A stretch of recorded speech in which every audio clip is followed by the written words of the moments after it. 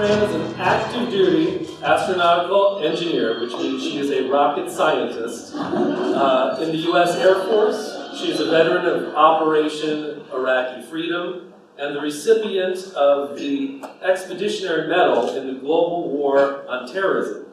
Lieutenant Colonel Fram is also a communication director for SPART A, which is an advocacy group for transgender military members, veterans, and their families. So we're going to have her say a few words, and then we're going to open it up to some questions that the audience might have. So everybody thank Lieutenant.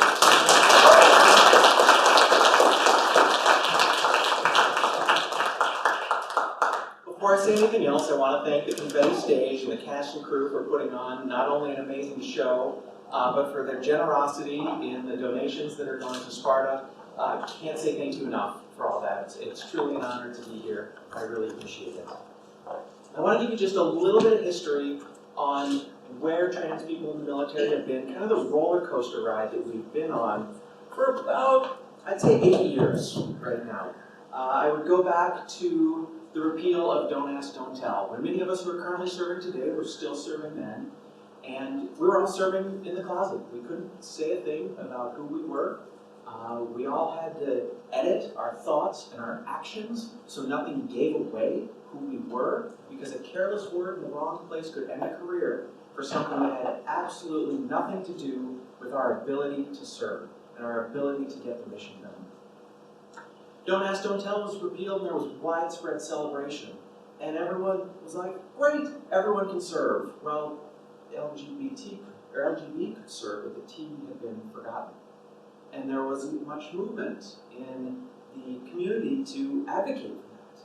And those of us were a little worried. We're like, well, what about us? Kind of left behind. A couple dedicated individuals and some people recognized that, started fighting, and formed my organization called Sparta. It was an acronym made up to meet a need. We classic military, like, this word's awesome. Let's come up with some words to make it anyway. So the organization, along with others, kind of started to work behind the scenes, change some thoughts and folks' minds in the Department of Defense, reach out outside of that, and the hope got there. Well, can we actually make this happen? Can we make open transgender service a reality?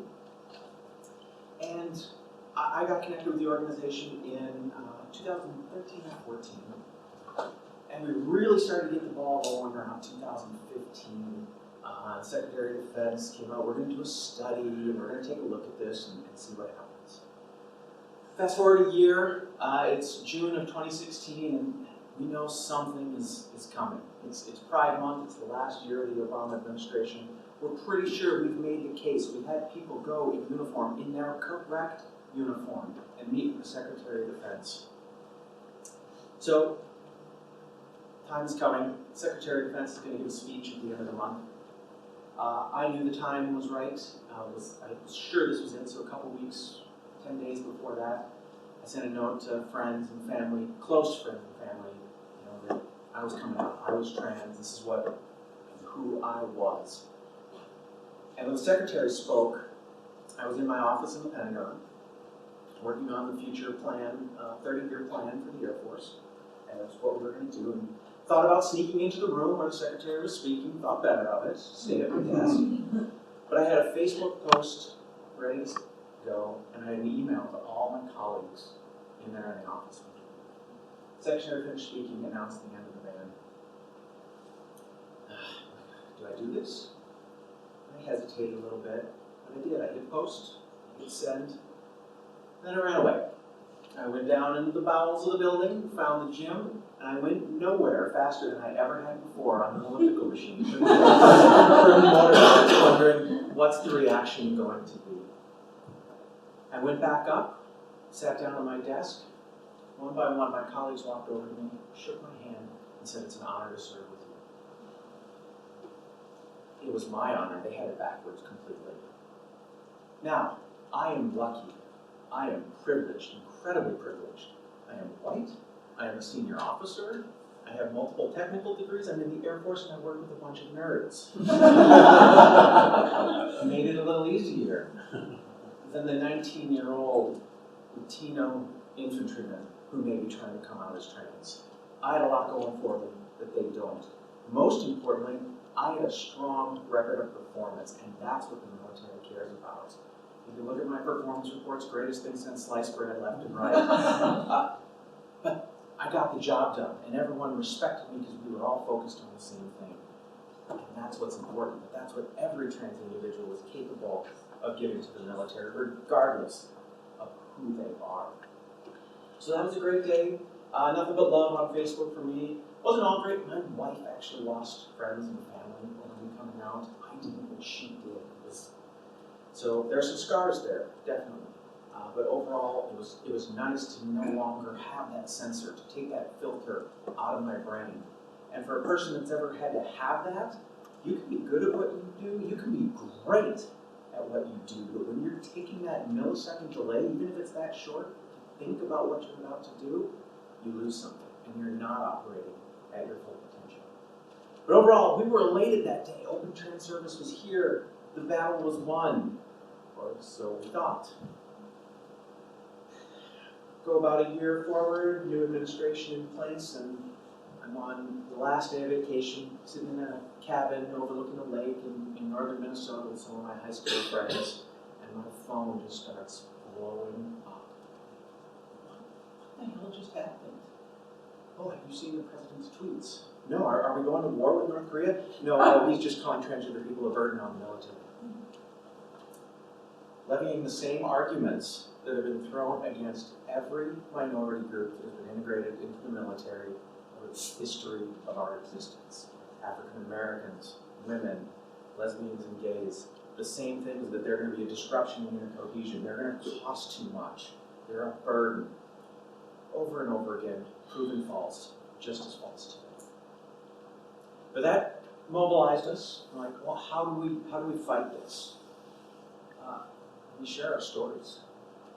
When those tweets came out, the population was split roughly 50-50 in terms of supporting transgender service in the military. Recently it's been 70%. It moved over 15% in a month and a half after the tweets. And how did we do that? Well, we put the spotlight. And we showed over and over again different people serving honorably, showing what they contributed to the military. We had a transgender drill sergeant in People magazine with a spread of several pictures. We were on TV, we were all over the place. Recently we had 5 different folks testify in front of Congress, in front of the House Armed Services Committee. Our stories matter, and that's why telling them this way matters. It changes hearts and minds. It says, I'm not the boogeyman with another head growing out of the side of my shoulder. Join the service for the same reason as anyone else might have. And we're here to do the job and get it done. So where are we today? Well, in April, the ban actually went into place. Anyone who did not get a diagnosis of gender dysphoria confirmed by a military medical provider before April 12th, you can't come out, you can't get treatment, and if you want to join the military and you're trans, good luck. You have to serve in your birth gender, amongst a host of other restrictions. So right now, there's maybe 2,000 of us serving openly with in the military that are trans. We're an endangered species.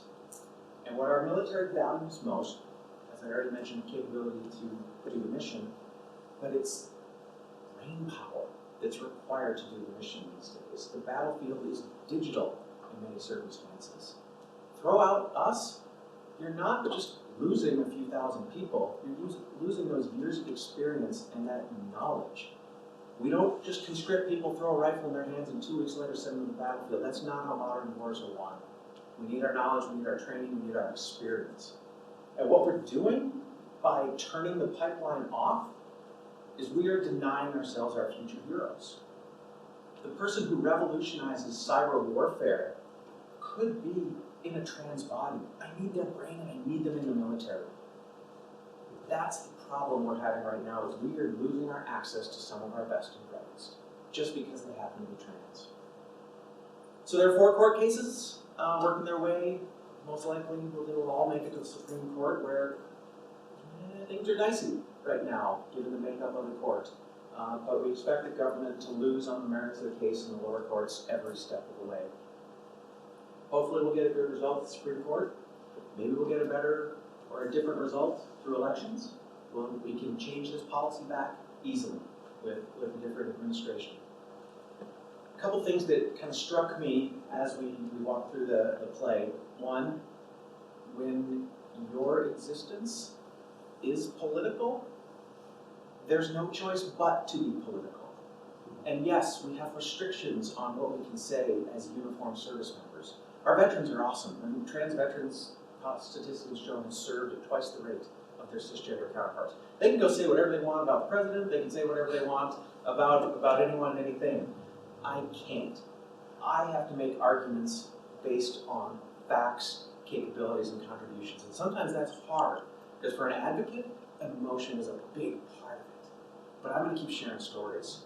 And I'm going to point out people like Stephen that write and share amazing stories like this and say thank you, because that changes public opinion and that makes a huge difference.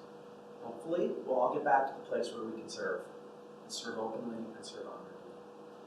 But with that, I look forward to taking some of your questions about anything about my career. Happy to share some of the things that I've done, about aspects of the ban or policy or what's going on in the advocacy world. But thanks for sticking around and taking the time to listen.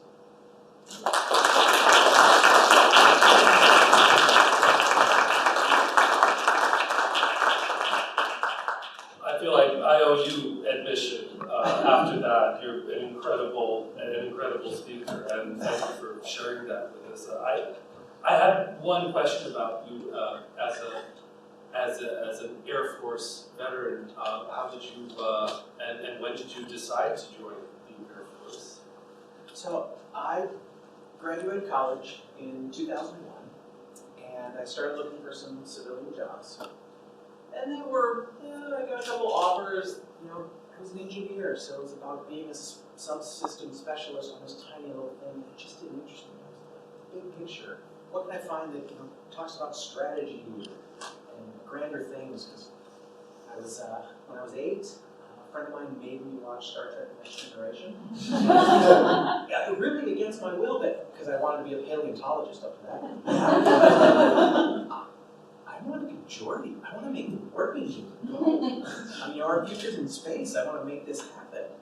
And so I wasn't seeing that in the jobs I was finding. But then the attacks of September 11 happened. And they changed me. They redirected my focus because I wanted to give back.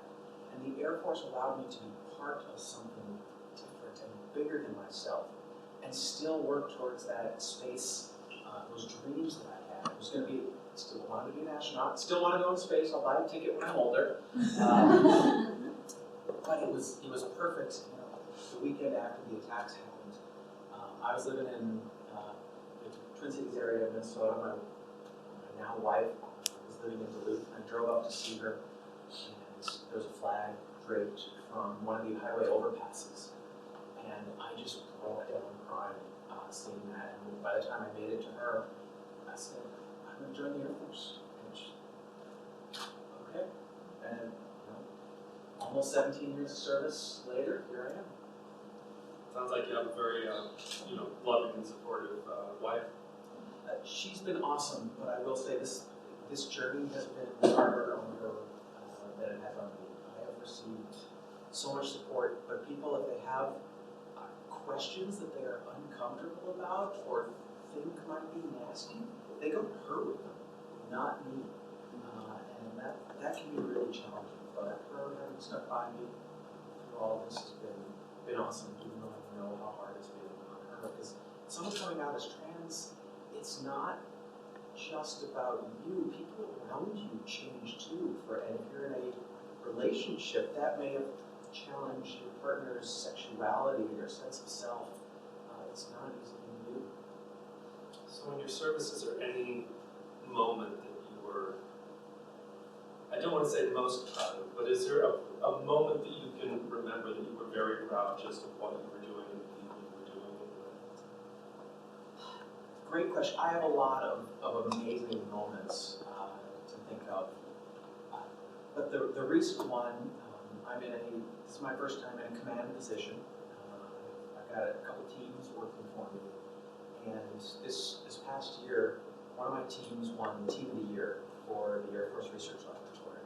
And it was awesome just to be able to see them succeed in what we're doing and to be recognized for that.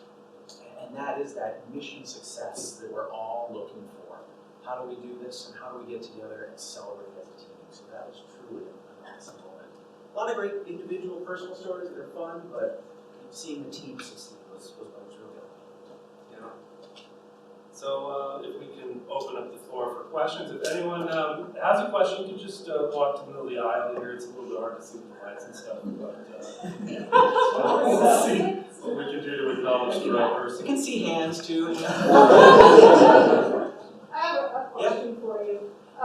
It's encouraging to hear you be positive about the way in which your life is moving forward, but I can't imagine that it's always been positive. And I wonder what challenges you faced that were negative for you during your acknowledgement of who you are and who you have always been.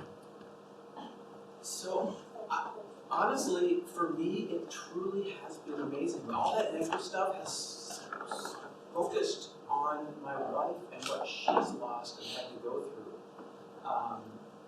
There was a great headline in the New York Times around the time the ban went into place that said, "Trans troops face welcoming military, hostile government." And that's really been it. Where I've, based on that privilege I have, I think I've been treated amazingly well.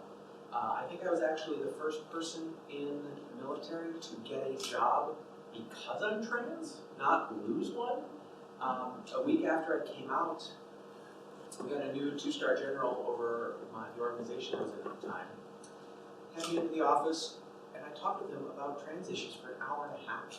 I had never talked with a general for more than 5 minutes before that, and he was usually a career counselor. It was miserable. But he was a fighter pilot, and said, "Oh yeah, it's just like before Don't Ask, Don't Tell. We knew who the lesbians and gays in the military or in our organization were, but if they were flying on my wing and they had my back, I didn't care. It's the same thing now." And a week after that, he called and offered me a position as his executive officer, basically his right hand for the next year. And that's kind of built on itself. I've had other officers that I've worked with. The next person I went to work for, he retired after about 10 months of me working for him, and he said, "You broke my stereotype. Just by coming to work and doing your job every day, you shattered what I thought a trans person was."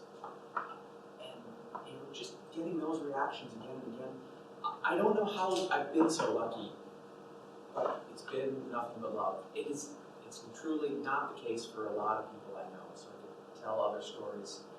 And back to the existence as political, just 2 days ago, one of our folks in SPART A, she's been an awesome person. She's a sergeant, staff sergeant in the Army. Has been passed over promotion again and again, and she got counseling from one of her senior enlisted folks who said, "Yeah, I think the leadership in the organization just thinks you're being too political." But once again, if that's your existence, you can't not be political just by existing being who you are. So the negative stuff is out there. I've just been incredibly fortunate not to see it, and it's the positive message that I have to sell. I have to focus on our common humanity, otherwise we're going to lose. What have you seen in other sort of military agencies and the work that's happening over there? And another point about possibly like the difference between transitioning after enlisting or before. So, can you give me a little more about what you in other agencies or? Yeah. So you mentioned your colleague in the Army, and just like, is there any sort of difference you see?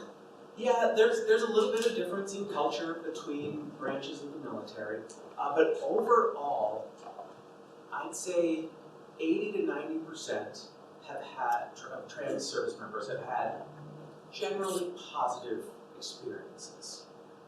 And we have a few people who, you know, say, woe is me, I'm having this terrible experience, I'm just struggling and people, no one likes me, all that. And you hit that in the play too. You know, we often tell them, it's not because you're trans, it's because you're a shitty soldier. So, since it is about performance, they just assume that, oh, it's because I'm trans, woe is me. Well, you're probably doing a terrible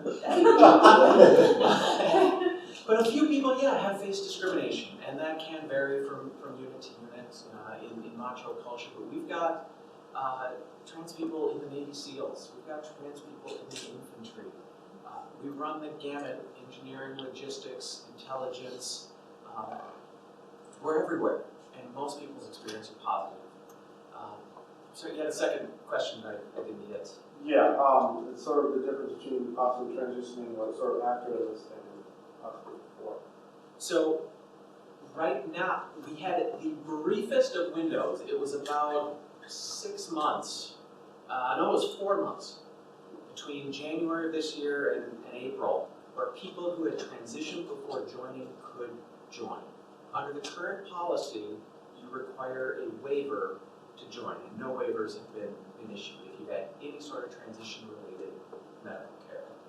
So I only know about 4 people who are currently in the service that transitioned before entry. There may be a few more, but we keep our ears to the ground pretty well. So far, they're doing great, but most people that we know of, are in-service transitions. This is kind of a two-part question. I may come back to you for the second part. Absolutely, they're kind of related.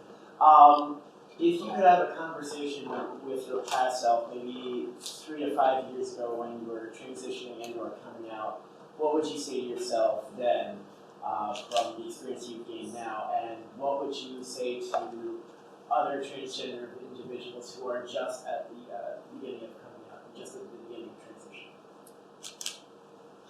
So I look back, I think I did what I could when I could. Because had I come out any earlier, I risked my job. And as much as I'd like to think I could have been that warrior who put everything on the line, I don't know that I could have. We were working behind the scenes and we were doing it effectively, moving the ball in the right direction. So it come out, it was always a tough thought prior to that date of how much am I willing to risk to have this conversation now? And I only had it twice before that date. I'll talk about one of them. I was lucky enough to be selected to work as a legislative fellow for a year. So I got to go work in DC, work for a congresswoman for a year on her staff. And one of my friends, another military fellow, was working in the chairman of the House Armed Services Committee's office. And this was 2015, so we're getting ready. They're starting to study the removal of the ban. And Congress was considering putting it into law to put the ban into place more firmly. And a couple of us were talking about something, and the topic came up. And talk, and eventually, a friend calls me aside and says, how do you know so much about this? I guess I have to make a decision now. Do I lie and sacrifice my integrity to some point, or do I say why? And I chose that moment because maybe it made a difference. Maybe my talking to him and coming out to him as a kind of neutral, receptive audience made a difference. Maybe that conversation made it back to his office, to the chairman, and nothing came into place. No legislation was submitted that year, and I don't know if it had anything to do with it. But that was the moment I took the risk. I'm willing to stand for this. So any other time though, it's tough. I don't think I really would have changed anything. And as expected, I have forgotten the second part. So what would I tell someone coming out now? Yes. Do what you are comfortable with. Do what is necessary to protect your health and safety. I like to say that coming out is kind of a master's level course in risk management. You have to figure out time, place, the circumstances, and you have to make assumptions about what everyone around you is going to do. And that's tough, and no one's going to know that better than the individual. You know, we can talk about being warned and ready with information, but everyone's got to understand their own circumstances. I will say, if it is ever necessary to support your health and safety, the time is now to come out and to get that help, regardless of the circumstances. Thank you. Any other questions?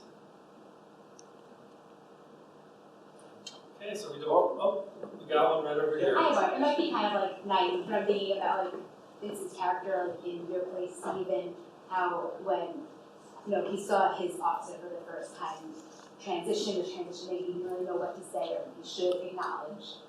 And I was kind of wondering for you, either when you were transitioning or even now, like when you either meet new people or we're seeing old people, but as who you really are, would you rather them kind of be direct and be like, look at you now, or kind of ignore and just be like, I'm ignoring the difference because I still see you? Like, what's your thoughts on how people actually are direct or not direct about the change? It's a tough question. I am, as a very public person and an advocate, I am open. Ask me anything, I am happy to talk to you. So my particular case, yeah, please come talk to me. Please ask, because I want to educate if I can. Our military ethos is leave no one behind. And for someone in my position, I'm pretty sure I'm the senior ranking officer in the Air Force who happens to be trans. If I don't do this, who is going to? Who is going to be out there on behalf of those 19, 20-year-old kids who have a whole lot of other things to worry about? So for me, please ask. If it's someone else, if it's a friend of yours, rely on that relationship and how do you think they would want you to approach it. But otherwise, ask them. If it's asking someone their pronouns, just ask, be respectful about it, and if someone's uncomfortable talking about it, they'll probably just let you know, hey, that's a subject I don't want to touch. So I say be direct, but be respectful and be responsive to what they feel. What did you think of the play? I loved it. I cried. It was incredibly moving. So it touched on so many good things. And the argument about Viagra costs compared to the cost for the entire trans population to receive medical care is one we've used in front of Congress. So it's great to see that stuff. But as I said, awesome, great way to share a story and to help change hearts and minds. One big question. Oh, we've got one for that. Try to step away from the camera so I don't overpower. What sort of experiences have trans veterans had after service? How has life been for them after leaving the service? Varies wildly, I would say. In general, I would expect they have similar results as most other veterans. There's another organization called TAVA, Transgender American Veterans Association, that works exclusively with our veterans population. Well, SPART A actually represents the actively serving Guard, Reserve, and active duty folks. So we work hand in hand with them, but I'm not as well versed in veteran stories other than the friends I know that happen to be trans, and they're doing great. They've had amazing second careers and done really well for themselves. Great. So one question I think a lot of people might have is just if they really want to help, what is the best way they can help, not just transgender veterans and actively serving military, but just trans people in their own communities who, they're hit pretty hard. When I was employed in a homeless shelter, I think trans people make up such a large population of homeless people. There's an organization here called In Our Own Voices that does good work with LGBT people of color. But what advice would you give to someone who just hears these stories and really wants to help out? The great question, one I get almost every time. I've got 3 answers that I like to talk about the most. One, for this particular topic, keep sharing our stories. It's great if I come out here and talk about what trans service means. It's better if a cis person does that and shares our stories and says, look at this example of honorable service. There's a lot of power there. Our reach is still small, so help share our stories. Second, write your legislators, write your congressmen, write your senators, express your support. One of the other things I learned in working in the congressional office was sometimes that one phone call or that one letter could make a difference. And one issue, telling the congresswoman what we thought her position should be on this, and all she said is, did anyone write us on this? Yeah, we got one letter in support of this. She said, great, then we're on it. So sometimes that's all it takes. So call, make your voices heard about this issue or any other. It's important to let your legislators know what you're doing. And then the last is donate when you're financially capable of doing so. If there are organizations, as you mentioned, working in the local community that support homeless people, support human rights in general, or in particular, trans advocacy, there's a ton of great organizations out there. Support them with your dollars when you can. And then just continue to work to support good causes locally and nationally. It's all really appreciated. And again, if people are interested in looking up information on SPART A, we have some information in the lobby before you leave. If you're moved to donate, I would say take advantage of the opportunity. Are there any more questions we have here? I'm happy to stick around for a little bit before I gotta run to the airport in about half an hour. Going to Tampa, everyone's jealous. Only for a day and a half, and I arrive after midnight, so I might not see the sun from there. But yeah, happy to pass out my email or contact information on social media or anything. And SPARTA cards are out there. Brought some coins and support trans troop wristbands. If you donate, we're happy to share those as well. So thank you all. Really appreciate you having me here, and that show was awesome.